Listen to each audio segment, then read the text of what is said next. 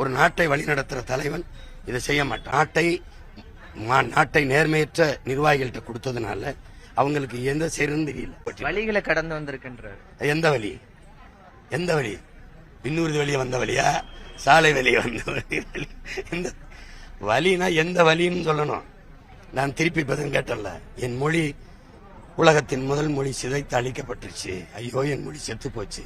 அப்ப என் இனம் செத்துருங்கிற வழியா? என்னுடைய கலை இலக்கியம் பண்பாடு என்னுடைய தொன்று தொட்ட வேளாண்மை அழிஞ்சு போச்சு. என்னுடைய வரலாறு மறைக்கப்பட்டுருச்சு. அந்த வழியா?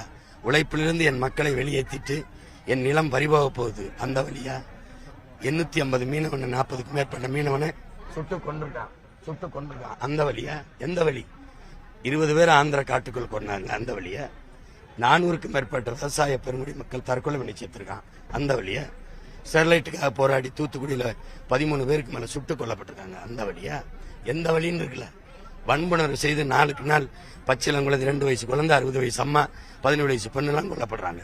அந்த வழியா? காவல் நிலையங்களை எத்தனையோ 300க்கும் மேற்பட்ட காவல் நிலைய மரணம் இருக்கு, கஸ்டடி டெத்து. அந்த வழியா? ஒரு தேசிய இனம் தனக்கென்று ஒரு தேசம் அடைகிற போராட்டம், தமிழர்கள் தங்களுக்கென்று ஒரு தாயக சுதந்திர விடுதலை போராட்டம்.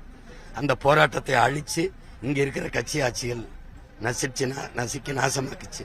1,70,000 பேர் 2 ஆண்டுகளில் கொல்லப்பட்டோம். மொத்தமா 5 லட்சம் பேர் செத்திருப்போம்.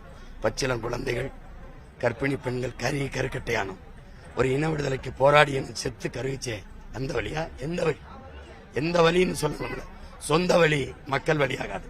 மக்களின் வழிதான். காவிரி நதி நீர் இல்ல, குடிக்க நீர் இல்ல, படிக்க கல்வி இல்ல, படிச்சா வேலை இல்ல, பார்க்க தரமான மருத்துவம் இல்ல, சுவாசிக்க கந்த தூசி, நல்ல காற்று இல்ல, நஞ்சில்லாத உணவு கிடைக்கல, பயணிக்க பாதை, எரிக்க தடையற்ற மின்சாரம் எதுவுமே இல்ல. இதுல எந்த வழியை சொல்றீங்க? எந்த வழியை சொல்றாரு? இலவசங்கள் பத்தி தற்போது அதிகமா பேசப்படுது. இல்ல, அதை எதிர்த்து அண்ணன் பேசிட்டு தானே இருக்கேன். இலவசம்ங்கிறது ஏமாற்று. அது கேடு கட்ட பணநாயகங்க. அது பணநாயகம். அது நல்ல ஆட்சி முறை இல்ல. போராடி பெற்ற சுதந்திரமும் ஜனநாயகமும் கேள்விக்குறியாயிடும். அது தப்பு. இலவசம்ங்கிறது வளர்ச்சி திட்டம் அல்ல, வீழ்ச்சி திட்டம். அது ஒரு கவர்ச்சி திட்டம். அது திட்டம் அல்ல, நட்டம். அது ஏமாற்று. இந்த நாட்டை நேர்மையற்ற நிர்வாகிகள்கிட்ட கொடுத்ததுனால அவங்களுக்கு எந்த செய்யறதுன்னு தெரியல. இலவசத்தை கொடுத்து மக்களுக்கு ஆசை தூண்டி அவர்களுக்கு இந்த மாதிரி கவர்ச்சிகர எண்ணத்தை விதைச்சு இதை துள்ளி ஏமாத்துறாங்க. இலவசத்துல இழக்கிற பணத்தை எங்கிருந்து எடுப்பாங்க? ஏற்கனவே 10.5 லட்சம் கோடி. இதுக்கு நிதி எங்கிருந்து எடுப்பாங்க?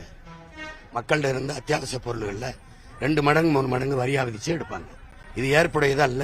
நல்ல நிர்வாகிக்கு இது அழகல்ல. ஒரு நாட்டை வழிநடத்துற தலைவன் இதை செய்ய மாட்டான். நாட்டை மக்களை நேசிக்கிறவன் இலவச ஏமாற்ற அறிவிப்பை செய்ய மாட்டான். வெள்ளை அறிக்கை கொடுத்திருக்காங்க கடன் தொடர்பா, அதை எப்படி பாக்க? நான் அவருக்கு பின்னணி குரல் கலைஞன் இல்ல, டப்பிங் ஆர்டிஸ்ட் இல்ல. நீங்க அவர்கிட்ட தான் கேட்கலாம். வெள்ளை அறிக்கை கொடுத்திருக்காங்க கடன் தொடர்பா, அதை எப்படி பாக்க? இப்ப இவ்வளவு வரி வருவாய் வரும்போது கடன் பெற வேண்டிய தேவையும் வருது. அதுக்கு ஒரு வெள்ளை அறிக்கை அதை கொடுத்துட்டு கொடுத்து சொன்ன விஜய் புரியுதா? அப்படி பார்த்தா நான் என் தம்பி தாங்கி நிற்கிற வழியும் சேர்த்துதான், அவருக்காகவும் சேர்த்துதான் நான் வழி சுமந்து இங்க போராடிட்டு இருக்கேன்.